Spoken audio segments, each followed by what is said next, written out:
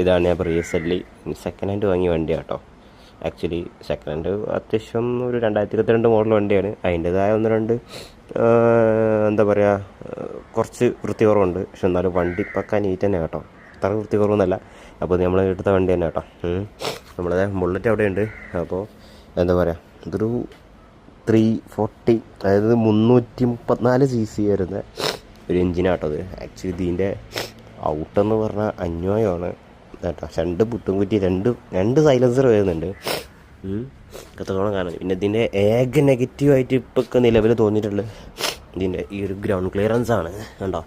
ഇതിൻ്റെ ഈ ground clearance നിങ്ങൾക്ക് മനസ്സിലാവുന്നുണ്ടറിയില്ല. എന്താ ഇത്രയൊക്കെ ഉള്ളു, ഏകദേശം ഒരു ചാണ്ട ഒരു 2 ഇഞ്ച്. ബുള്ളറ്റിൻ്റെ അത്ര ഇതൊന്നും വരുന്നില്ല കേട്ടോ.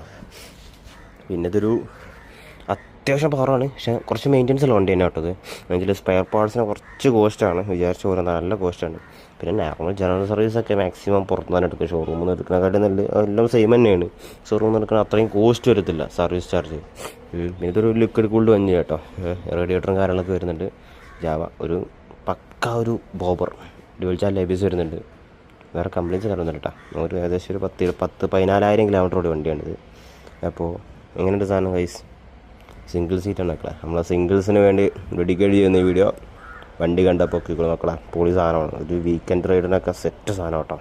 പക്ഷേ നിങ്ങൾക്ക് ഇത് എടുക്കുമ്പോൾ ഒരു കാര്യം പറയാനുള്ളത്, നിങ്ങൾ വീട്ടിലൊരു നോർമൽ വണ്ടി വേണം. അതൊരു ഒരു 2 വീലർ, അതായത് ഒരു 2 വീലർ തന്നെ അല്ലേ പഠിച്ചോനെ അങ്ങനെയല്ല കേട്ടോ. ഒരു സ്കൂട്ടറോ അങ്ങനെ എന്തെങ്കിലും വേണ്ട, അതേപോലത്തെ ഒരു സ്കൂട്ടർ എന്തെങ്കിലുമൊക്കെ വേണം.